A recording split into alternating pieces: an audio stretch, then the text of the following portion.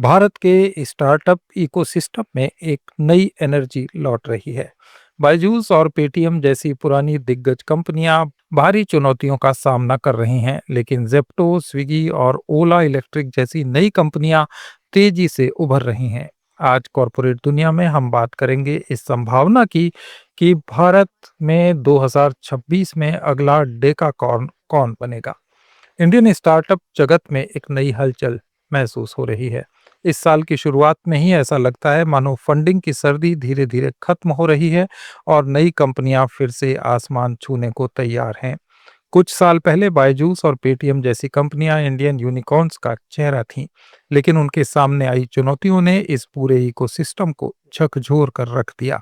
फिर भी Zepto, Swiggy और ओला इलेक्ट्रिक जैसी कंपनियां उम्मीद की नई किरण बनकर उभरी हैं। सवाल यह है कि इस साल कौन सी कंपनी नया डेकाकॉर्न बनेगी। डेकाकॉर्न यानी 83,000 करोड़ रुपए से ज्यादा की वैल्यूएशन वाली कंपनी। फंडिंग विंटर से रिकवरी की राह पर चलते हुए आईपीओ मार्केट की गर्माहट इस कहानी को और रोचक बना रही है। कुछ साल पहले इंडियन स्टार्टअप्स की दुनिया में उत्साह का दौर था। 2021 में रिकॉर्ड फंडिंग हुई, लेकिन उसके बाद फंडिंग विंटर ने सबको ठंडा कर दिया। 2023 से 2025 तक फंडिंग में गिरावट आई और कई बड़े नाम मुश्किलों में घिर गए। बायजूस, जो कभी 1,83,000 करोड़ रुपए की वैल्यूएशन वाली कंपनी थी, अब 90% से ज्यादा वैल्यू खो चुकी है। इस कंपनी को फाइनेंशियल स्टेटमेंट्स की डेडलाइन मिस करने, 10,000 करोड़ रुपए के लोन पर पेमेंट्स न करने और गवर्नेंस इश्यूज का सामना करना पड़ा।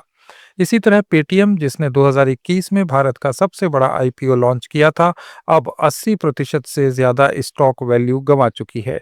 रेगुलेटरी क्रैकडाउन जैसे आरबीआई की ओर से पेटीएम पेमेंट्स बैंक पर रोक ने कंपनी को गहरे संकट में डाल दिया। ये दोनों कंपनियां इंडियन स्टार्टअप्स के लिए एक सबक बन गईं कि तेज ग्रोथ के साथ गवर्नेंस और रेगुलेशंस का ध्यान रखना कितना जरूरी है। इन चुनौतियों ने निवेशकों को भी सतर्क कर दिया और फंडिंग विंटर और ज्यादा गहरा हो गया। फंडिंग विंटर की बात करें तो 2025 में इंडियन टेक स्टार्टअप्स ने कुल 871.5 अरब रुपए जुटाए थे, जो 2024 के 1,055 अरब रुपए से 17% कम था। सीड स्टेज फंडिंग 91.3 अरब रुपए थी, जो 30% की गिरावट दिखाती है। लेट स्टेज फंडिंग भी 26% घटकर 456.5 अरब रुपए पर आ गई। लेकिन अर्ली स्टेज फंडिंग में 7% की बढ़ोतरी हुई, जो 323.7 अरब रुपए तक पहुंच गई। ये आंकड़े बताते हैं कि इन्वेस्टर अब जोखिम भरी शुरुआती स्टेज से बच रहे हैं और उन्हीं कंपनियों पर दांव लगा रहे हैं जो प्रॉफिटेबल ग्रोथ दिखा रही हैं। कुल मिलाकर भारत अभी भी दुनिया का तीसरा सबसे बड़ा फंडिंग इकोसिस्टम बना हुआ है, अमेरिका और ब्रिटेन के बाद। 2025 में 18 आईपीओस का रिकॉर्ड बना, जो दिखाता है कि एग्जिट रूट्स मजबूत हो रहे हैं। अब इस साल रिकवरी की उम्मीद है। अनुमान है कि फंडिंग 954 अरब से 1,145 अरब रुपए तक पहुंच सकती है, जो 2019-20 के स्तर के आसपास होगी। डोमेस्टिक इन्वेस्टर्स और फंड्स जैसे सिडबी और एसआरआई फंड इसमें बड़ी भूमिका निभाने वाले हैं। इन चुनौतियों के बीच नई कंपनियां उभर रही हैं, जो यूनिकॉर्न की नई लहर ला रही हैं। जेप्टो इसका सबसे चमकता हुआ उदाहरण है। क्विक कॉमर्स सेक्टर की ये कंपनी 2025 में यूनिकॉर्न बनी और अब इसके आईपीओ की तैयारी है। ये कंपनी 11,000 करोड़ रुपए जुटाने की योजना बना रही है। इसकी वैल्यूएशन 9,130 करोड़ रुपए से ज्यादा बताई गई है। जेप्टो ने फंडिंग विंटर में भी 3,735 करोड़ रुपए जुटाए, जो दिखाता है कि तेज डिलीवरी और कस्टमर फोकस कितना काम कर रहा है। इसी तरह स्विगी, जो फूड डिलीवरी की दिग्गज है, ने 2025 में अपना आईपीओ लॉन्च किया, लेकिन इसके वैल्यूएशन में गिरावट आई।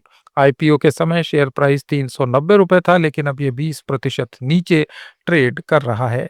फिर भी स्विगी ने बोल्ट और स्नैक जैसे 10 मिनट डिलीवरी फॉर्मेट लॉन्च करके कंपटीशन को बढ़ाया। ओला इलेक्ट्रिक की बात करें तो ये इलेक्ट्रिक व्हीकल सेक्टर में लीडर है, लेकिन इसका स्टॉक आईपीओ के बाद 80% से ज्यादा गिर चुका है।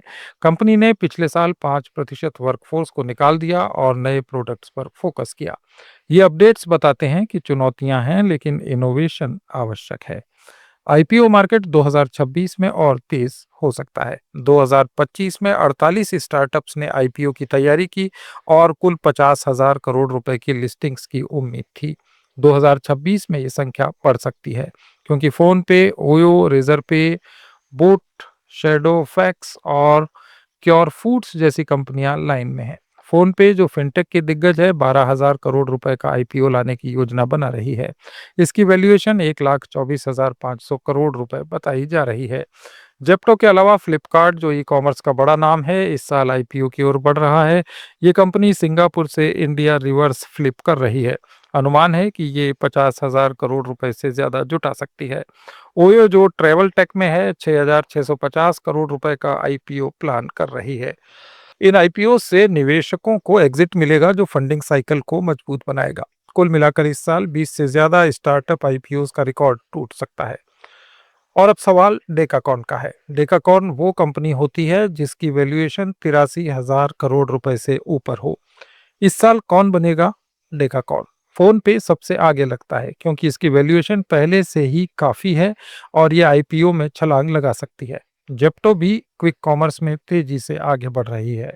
ओयो और रेजर पे भी पोटेंशियल कैंडिडेट हैं। अनुमान है कि भारत में 2026 तक नए डेकाकॉन जरूर उभरेंगे क्योंकि एआई, फिनटेक और मैन्युफैक्चरिंग सेक्टर में गति तेज है। 2025 में जस्पे 2026 का पहला यूनिकॉर्न बनी, जिसने 4,150 करोड़ रुपए जुटाए और इसकी वैल्यूएशन 10,000 करोड़ रुपए को पार कर गई। ये दिखाता है कि फिनटेक अभी भी हॉट सेक्टर है। कुल यूनिकॉर्न्स की संख्या 125 है, जिनका वैल्यूएशन 30,378 अरब रुपए से ज्यादा है। लेकिन नए यूनिकॉर्न्स की स्पीड कम हुई है क्योंकि निवेशक अब प्रॉफिट पर फोकस कर रहे हैं। फंडिंग विंटर से रिकवरी की राह में घरेलू फंड्स की काफी बड़ी भूमिका है। 2025 में 1 लाख करोड़ रुपए का आरडीआई फंड लॉन्च हुआ, जो स्टार्टअप्स को सपोर्ट करेगा। निवेशक अब एआई, डीप टेक और सेमीकंडक्टर जैसे क्षेत्रों में दांव लगा रहे हैं। 2026 में फंडिंग 2021 के पीक से कम रहेगी, लेकिन उम्मीद है कि क्वालिटी बेहतर होगी। स्टार्टअप्स अब टीयर 2 सिटीज से उभर रहे हैं और 1% यूनिकॉर्न्स का ट्रेंड आ सकता है। ये बदलाव भारतीय अर्थव्यवस्था को मजबूत बनाएंगे क्योंकि स्टार्टअप जॉब्स और इनोवेशन लाते हैं। बायजूस और पेटीएम जैसी गलतियां शायद अब कम होंगी क्योंकि गवर्नेंस पर फोकस है। कुल मिलाकर ये साल भारतीय स्टार्टअप्स के लिए टर्निंग पॉइंट हो सकता है। जेप्टो, स्विगी और ओला इलेक्ट्रिक जैसी कंपनियां इस नई वेव को लीड कर रही हैं, जबकि आईपीओ मार्केट निवेशकों को भरोसा दे रहा है। अगर डेकाकॉन की बात करें तो फोन पे या जेप्टो जैसे नाम आगे आ सकते हैं। फंडिंग विंटर खत्म हो रहा है और रिकवरी की राह पर चलते हुए भारत दुनिया का तीसरा सबसे बड़ा स्टार्टअप हब बना रहेगा। ये कहानी सिर्फ पैसों की नहीं बल्कि सपनों और संघर्ष की है, जो लाखों युवाओं को प्रेरित कर रही है। कॉर्पोरेट दुनिया में आज इतना ही। कॉर्पोरेट सब्जेक्ट्स पर हमारे इस डेली ऑडियो वीडियो शो को रोज देखने के लिए फॉलो करें लेट्स माइक चैनल को। इसे रेडियो पर सुनने के लिए आप लेट्स माइक ऐप भी डाउनलोड कर सकते हैं। जुड़े रहिए लेट्स माइक के साथ।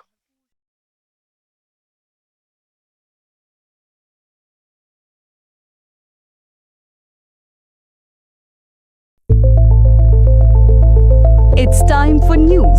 It's time for more than radio. Presenting the first radio news app, Let's Mike. Let's Mike, a news-based app on your phone where you get to watch and listen news, talk shows, interviews, radio show podcasts. On Let's Mike, you get all relevant information of TV, print, radio, podcast, and digital. Let's Mike talks about every segment of life.